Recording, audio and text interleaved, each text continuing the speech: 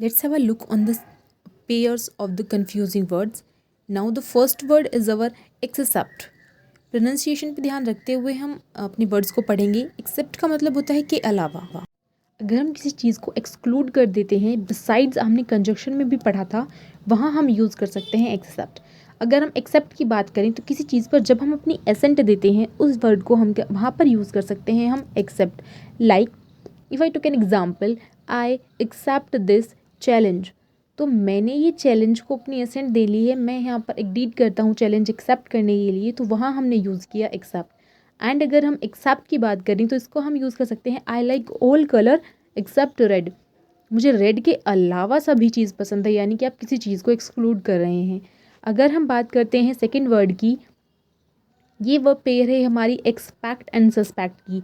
Expect की बात करें, जब आप किसी चीज़ की होप करते हैं कि ये चीज़ होगी तो वहाँ आप एक्सेप्शन लगा रहे होते हैं, एक्सेप्ट कर रहे होते हैं. सस्पेक्ट का मतलब होता है आप किसी पर सस्पेंशन कर रहे हैं, आप किसी पर शक कर रहे हैं, या आप किसी पर डाउट कर रहे हैं, या आप अप्रीहेंड कर रहे हैं. ये सारे इसके साइनोनिम्स हैं, इन्हीं को हम कहते हैं सस्पेक्ट. ओके, तो अगर हम कोई एग्जांपल देखें कि they are expecting their child, है ना, तो ये तो क्या कि वो आशा कर रहे हैं. और अगर हम कहें कि I had a strong suspicion on him over him, तो ये क्या कि मुझे बहुत गहरा शक है, तो ये आपका वर्ड होता है सस्पेक्ट के लिए. हमारी थर्ड पेयर है अडेप्ट एंड एडेप्ट की. अडेप्ट का मतलब होता है आपका, जहाँ पे आप ए पी टी यूज़ करें, उसका मतलब होता है तो टू चेंज अकॉर्डिंगली, कोई अपने हिसाब से किसी को चेंज करे, that's mean to adapt. Now अगर हम ई पी टी की बात करें, अडेप्ट की बात करें, तो इसका मतलब होता है someone who is proficient in something. Okay, जो किसी चीज़ में बहुत निपुण हो. Like he is adapt in house hold. तो आपका कोई किसी काम में बहुत ज़्यादा अडेप्ट है, बहुत ज़्यादा प्रोफिशिएंट है, उस वाली जगह पर आप ई पी टी अडेप्ट का यूज़ करते हैं. And now he is adapting her according to him. Okay, he is adapting her. तो अगर आप अकॉर्डिंग लगाएंगे तो वो थोड़ा सा सुपरफ्लुअस हो जाएगा, क्योंकि अडेप्ट का ही मतलब आपका होता है to change accordingly to someone. If you talk about allude and elude, allude का मतलब होता है to refer to someone, and allude का मतलब होता है एस्केप करना, कहीं से बच जाना. ओके, आप किसी को मेंशन करते हैं तो एल्यूड करते हैं. एल्यूड का मतलब होता है बचना, यानी कि एस्केप फ्रॉम समथिंग और someone. Now oral and aural. Oral का मतलब होता है कोई भी जो आप वर्बल जो आप बोल सकते हैं वो चीज़ को आप ओरल कहते हैं. और ईरल का मतलब होता है जो भी आपका ईयर से रिलेटेड होता है. Like he has an ईरल disease. इसका मतलब उसको कोई कान से रिलेटेड बीमारी है, इसीलिए हम यहाँ पर AURAL यूज़ कर रहे हैं. बट कहीं पर ओरल यूज़ होता है, उसका मतलब होता है आपका वर्बल. सेम एज, ठीक है, सेम एज अगर हम बात करें हमारी नेक्स्ट पेयर की, next pair is our excess and access. Okay, तो एक्सेस का मतलब होता है आपकी कहीं पर कमांड है. ओके, आपकी कहीं पर अप्रोच है, उस जगह पर हम यूज़ करते हैं एक्सेस. और एक्सीज कहाँ पे यूज़ करते हैं, जब आपके पास कोई चीज़ बहुत ज़्यादा हो तो हम वहाँ पर यूज़ करते हैं एक्सीज, यानी कि कोई भी चीज़ मोर देन दैट है, मोर देन ड्यू है, तो वहाँ हम यूज़ करते हैं excess. Like he has excessive amount of money. उसके पास बहुत ज़्यादा अमाउंट में मनी है. ठीक है, तो यहाँ हम यूज़ करते हैं एक्सेस. और एक्सेस का मतलब होता है आपका कहीं पर भी आपके अप्रोच होना. नाउ एडवर्स, आपने एडवर्सिव नेचर बहुत सुना होगा, तो एडवर्स हमारा क्या होता है, अपोजिट. अपोजिट का मतलब होता है कोई बिल्कुल एक बात कही गई है, उसके विपरीत कुछ आपकी बात की जा रही है. वो इसको आप याद रख सकते हैं एड से, कि एड में जो दिखाया जाता है रियल में वो चीज़ उसके बिल्कुल अपोजिट होती है. अवर्स के बारे में अगर हम बात करें तो अवर्स का मतलब होता है हमारा टू डिसलाइक समवन. ओके, जब आप किसी को नापसंद करते हैं, किसी चीज़ को, टू डिसलाइक समवन और समथिंग, यहाँ पर हम यूज़ करते हैं averse. She has an aversive nature, that means she has a very opposite nature. अगर हम अवर्स की बात करें तो किसी चीज़ को डिसलाइक करने के सेंस में आप अवर्स यूज़ करते हैं. Okay, like if I took an example, he is aversed by. He is aversed by, जब आप थर्ड फॉर्म और बाय यूज़ कर रहे होते हैं किसी भी सेंटेंस में, तो ये आपकी बी प्लस थर्ड फॉर्म कही जाती है, और यहीं से आपकी पैसिव वॉइस बनती है. इससे हम पहचान सकते हैं कि आपका सेंटेंस पैसिव वॉइस में कहा जा रहा है कि एक्टिव वॉइस में। अपोजिट एंड अपोजिट का मतलब देखते हैं। अपोजिट का मतलब होता है आपका कोई भी चीज़ जो प्रॉपर तरीके से हो, जो एकदम उपयुक्त हो। और अपोजिट का मतलब होता है कोई चीज़ इन फ्रंट ऑफ समथिंग हो या कॉन्ट्रेरी हो। किसी भी चीज़ की कोई कोई कॉन्ट्रेरी होता है, यानी कि उसके बिल्कुल विपरीत बात कही जाए, तो वहाँ पर हम यूज़ करते हैं आपका अपोजिट। अपोजिट का मतलब होता है कोई चीज़ आपकी प्रॉपर है, जहाँ यूज़ होना चाहिए वहाँ यूज़ हुई है, या जिस चीज़ के लिए है वहाँ पर यूज़ हो रही है, वहाँ हम यूज़ करते हैं opposite. Like he is on opposite side, वो दूसरी साइड है, तो वहाँ पर हमने यूज़ किया अपोजिट। नाउ अगर हम बात करें अमेंड एंड अमेंड की, अमेंड से आप याद करेंगे कि अमेंडमेंट हम पढ़ते हैं हमारे कॉन्स्टिट्यूशन में। अमेंडमेंट का मतलब होता है किसी चीज़ में कुछ चेंज कर देना, कुछ आपका चीज़ों को और बेहतर बनाने के लिए उसमें संशोधन कर देना। और इमेंड का मतलब होता है मिस्टेक्स को रिमूव कर देना। ये आपके मिस्टेक्स भी हो सकती हैं, ये आपके इम्प्योरिटीज़ भी हो सकती हैं। किसी सामान में से इम्प्योरिटीज़ को दूर कर देना आपका इमेंड भी कहलाता है। और अगर किसी के मिस्टेक्स को आप हटा रहे हैं तो वो भी आप इमेंड कहते हैं।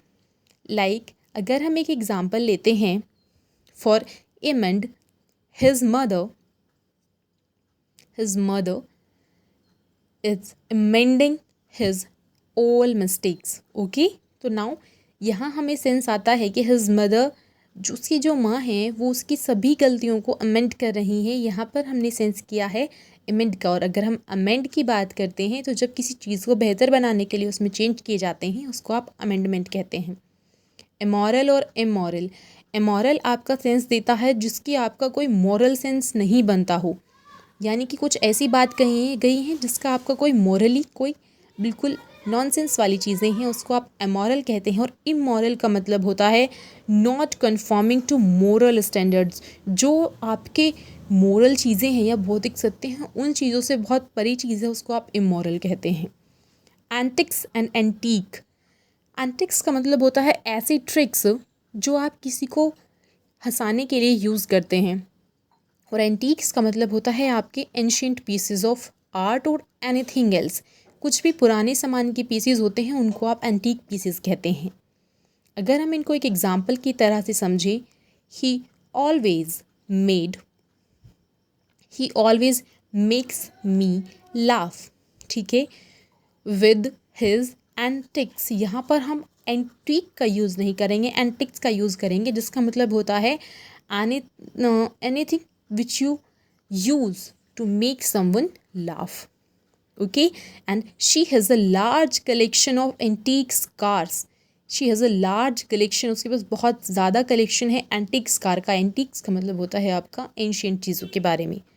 अगर हम बिसाइड और बिसाइड्स की बात करें तो बिसाइड्स हम कंजक्शन में पढ़ चुके हैं। तो बिसाइड आपका मतलब होता है बाय द साइड ऑफ, किसी के साइड में होना, आप बिसाइड यूज़ करेंगे। और बिसाइड्स आप तब यूज़ करते हैं जब आप किसी चीज़ के अलावा बात कर रहे होते हैं, यानी कि आप किसी चीज़ को एक्सक्लूड करके बात कर रहे होते हैं, वहाँ हम यूज़ करते हैं बिसाइड्स।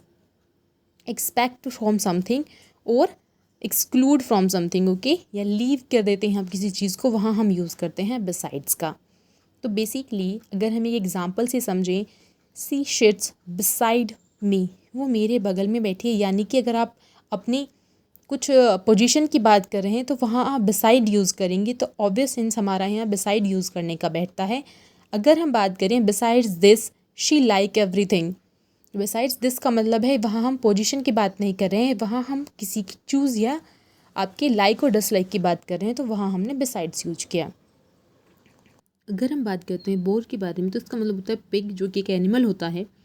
और बोर के बारे में बात करें, टू टॉलरेट समथिंग, ओके, ये आपका सेकंड फॉर्म होती है बियर की।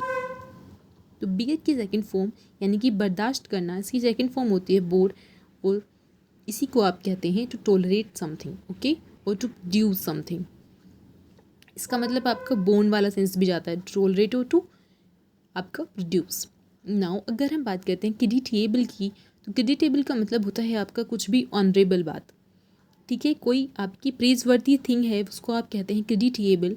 और क्रेडिटेबल का मतलब होता है आपका बिलीवेबल, जिस पर आप विश्वास कर सकें, बिलीवेबल पर्सन, एंड क्रेडिटेबल आपका something which is praiseworthy. Okay, now if we understand by an example his work for old persons, his work for old persons is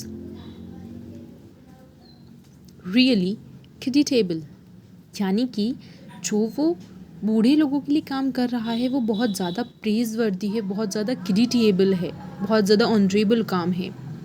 अगर हम क्रेडिटेबल की बात करें, क्रेडिबल का मतलब होता है आप किसी चीज़ पर जहाँ आप विश्वास कर सकें, वहाँ हम यूज़ करते हैं believable. Now next one is sensor and sensor. Sensor का मतलब होता है आपका लाइसेंसिंग. आपने फिल्म्स में सुना होगा कि सेंसर बोर्ड होता है, ये वही चीज़ है. सेंसर बोर्ड का मतलब होता है लाइसेंसिंग ऑफ फिल्म. सेंसर का मतलब होता है किसी को क्रिटिसाइज़ करना. तो दोनों का काम यही है. ऊपर वाला जो सेंसर है वो आपका फिल्म्स को क्रिटिसाइज़ करता है. ओके, और सेंसर का मतलब होता है आप किसी को भी मॉक कर रहे हैं, किसी को भी क्रिटिसाइज़ कर रहे हैं, वहाँ हम यूज़ करते हैं आपका censor. Now canon and cannon. Canon का मतलब होता है कोई भी रूल. लाइक अगर हम एग्जांपल से देखें, these are cannon's of IMA. ये IMA के कैनन है, यानी कि ये IMA के रूल्स हैं. और अगर हम कैनॉन की बात करें, NON, इसका मतलब होता है आपका एक ऐसी गन जो आपको व्हील्स के ऊपर फिट करके चलाई जाती है, जिसे हम तोप कहते हैं. इसी को आप कहते हैं canon. Okay, now canvas and canvass. Canvass का मतलब होता है आपका कोई भी आपका कोई एक बहुत ज़्यादा थिक कपड़ा, थिक क्लोथ या एक कोर्स क्लोथ जिसको आप उस पर पेंटिंग बनाने के लिए या कहीं पर टांगने के लिए यूज़ करते हैं, उसको आप कैनवास कहते हैं. और कैनवास का मतलब होता है जो जब इलेक्शंस आने पर पॉलिटिक लीडर्स जो होते हैं, जो घर घर हाउस टू हाउस विजिट करके वोट मांगते हैं, वो आप कहते हैं कैनवास. ओके, तो कैनवास का मतलब होता है आपका एक ऐसा क्लोथ जो बहुत कोर्स है. और कैनवास का मतलब होता है आपका विजिट करना to house for political support. Now the cemetery and symmetry. Cemetery का मतलब होता है आपका कब्रगाह, यानी कि एक ब्यूरियल प्लेस जहाँ पर डेड बॉडीज़ को आपका दफनाया जाता है. और सिमेट्री का मतलब होता है समानता, यानी कि इफ टू कैन एग्जाम्पल, अगर हम एक सर्कल लेते हैं और सर्कल को हम बीच में से डिवाइड कर देते हैं तो ये एक सिमेट्रिकल फिगर बन जाएगा, क्योंकि दोनों तरफ आपका बराबर चीज़ें दिखेंगी. इस चीज़ों को आप कहते हैं symmetry. Now casual and causal. Casual में आपका S और U का है, S आगे है फिर कहीं U पीछे, तो आपकी प्रोनाउंसिएशन अगेन इंपॉर्टेंट हो जाती है. कैजुअल का मतलब होता है जो फॉर्मल नहीं है, चीज़ें बहुत कैजुअल हैं. और कोजल का मतलब होता है रिलेटिंग विद कोज, किसी कारण से जुड़ा हुआ. ठीक है, वो आपकी कोजल थिंग्स हो जाती हैं. और कैजुअल आपका होता है नॉट टेकिंग मच इंटरेस्ट, जिसमें कोई बहुत लोग आपका बहुत ज़्यादा इंटरेस्ट ना लें, उसको आप कैजुअल कहते हैं. Like she dressed up very casually, वो बहुत ज़्यादा कैजुअली रेडी हुई है. ठीक है ना, वो बहुत ज़्यादा कैजुअली ड्रेस्ड अप हुई है, तो इतना ज़्यादा लोगों ने इंटरेस्ट नहीं लिया. और कोजल का मतलब होता है जब आपकी कोई चीज़, किसी आपका कोई कारण है उस चीज़ को करने का, कोई कोज है आपका, ठीक है, कोई रीज़न है आपका करने का, वो आपकी होती है causal. Now climactic and climatic. Climactic में आप देखेंगे MAC से बात कर रहे हैं. क्लाइमेटिक की बात करें तो जो चीज़ आपके क्लाइमेट से रिलेट करती है उन्हें आप क्लाइमेटिक कहते हैं. तो मैक्टिक अगर हम देखें, MACTIC, क्लाइमैक्टिक का मतलब होता है क्लाइमेक्स. किसी भी चीज़ का क्लाइमेक्स जो होता है उस चीज़ को आप कहते हैं क्लाइमैक्टिक थिंग. एंड क्लाइमैटिक का मतलब होता है रिलेटिंग विद क्लाइमेट. आपका मौसम से चीज़ें जो रिलेटेड हों, आपके क्लाइमेट से रिलेटेड जो चीज़ें हों, उसको आप कहते हैं क्लाइमेटिक. ओके, तो climatic cyclone, this is a climatic cyclone, यानी कि ये क्लाइमेट से रिलेटेड चीज़ें हैं. और क्लाइमेटिक आपका फिल्म का क्लाइमेक्स होता है ना, उसी चीज़ से आप रिलेटेड कर सकते हैं. MAC एंड MAX से आप समझ सकते हैं कि क्लाइमैक एंड क्लाइमैक्स के बारे में बात हो रही है. ठीक है, कोर्स एंड कोर्स. अभी हम कोर्स हमने पढ़ा था पीछे कैनवास का. कोई भी आपका रफ़ कपड़ा या रफ़ चीज़ होती है उसमें हमने कोर्स पढ़ा था. तो कोर्स का मतलब होता है आपका रफ़, और कोर्स यानी कि अ लाइन ऑफ एक्शन. कोई भी चीज़ जब आपकी लाइन से चलती जा रही है, लाइन से कोई काम हो रहा है, वहाँ आप कहते हैं कोर्स. ठीक है, सेम. यानी कि आप एक रिवर के बारे में बात करें तो रिवर का एक कोर्स होता है जिसमें वो फ्लो करती है, जिस लाइन में वो फ्लो करती जा रही है उसको आप कोर्स ऑफ रिवर कहते हैं, ठीक है। अगर हम एक एग्जाम्पल से समझें, there is a coarse road between Mumbai to Aurangabad, या कहीं भी आप समझ लीजिए, तो वहाँ आपकी कोई एक कोर्स रोड है, यानी कि बहुत ज़्यादा एक आपकी रफ रोड है जो एकदम इक्वल नहीं है। और कोर्स की बात करें, the course of Ganga has a sloppy course, यानी कि बहुत ज़्यादा ढलान वाला कोर्स होता है गंगा का, तो यह हमने sloppy. Now confident and confidant, dent and dent में आप थोड़ा सा ए और ई का फ़र्क है, जो आप यहाँ से क्या पढ़ेंगे, डी एंड टी का मीन्स होगा हमारा a person who is untrusted with secrets, जिसको आप सीक्रेट शेयर कर सकते हैं, ऐसे पर्सन को आप कहते हैं कॉन्फिडेंट। एंड कॉन्फिडेंट का मतलब होता है आप किसी चीज़ में बहुत श्योर एंड सर्टेन है कि हाँ मैं तो ये कर लूँगा। जैसे कि अगर हम एग्जाम्पल लें, she is confident about her selection this time, वो अपने सिलेक्शन के लिए इस बार बहुत कॉन्फिडेंट थी, तो वहाँ हम यूज़ कर सकते हैं कॉन्फिडेंट। वहीं कॉन्फिडेंट के बारे में अगर हम बात करें तो अमूल या नाश इज़ कॉन्फिडेंट पर्सन, है ना, कॉन्फिडेंट। तो हम यहाँ पे क्या कि वो बहुत एक विश्वसनीय इंसान है, तो वहाँ हमने यूज़ किया है कॉन्फिडेंट का, ठीक है।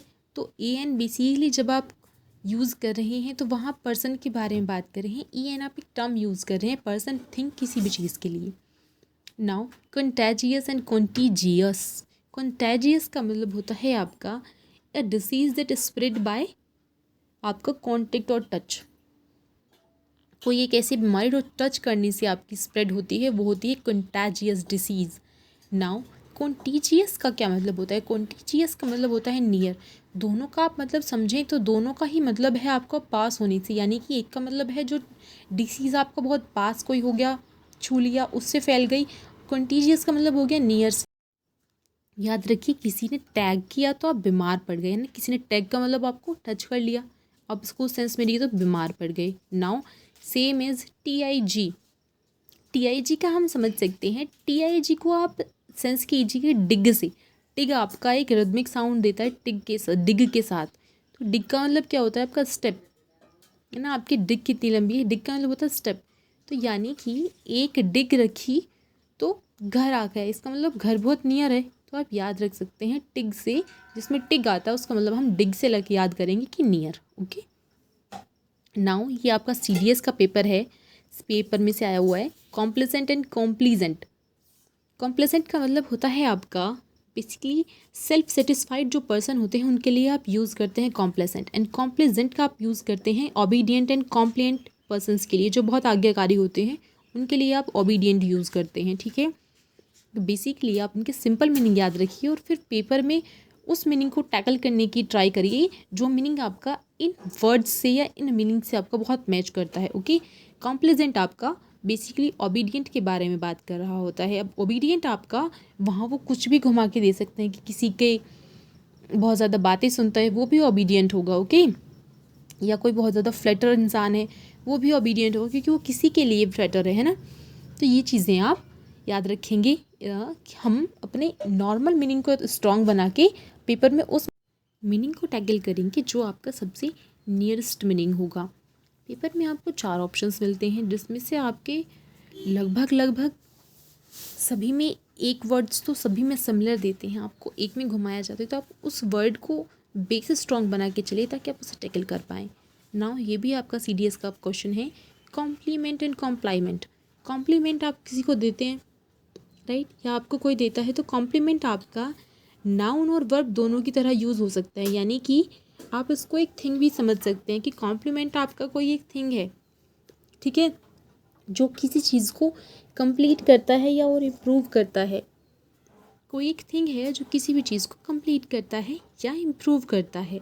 नाउ कंप्लाइमेंट का आपका मतलब होता है, इसका आप समझ सकते हैं किसी को एडमायर करना, ठीक है, रिमार्क देना किसी को, इससे आप समझ सकते हैं इसका मतलब होगा हमारा कॉम्प्लाइमेंट, ठीक है।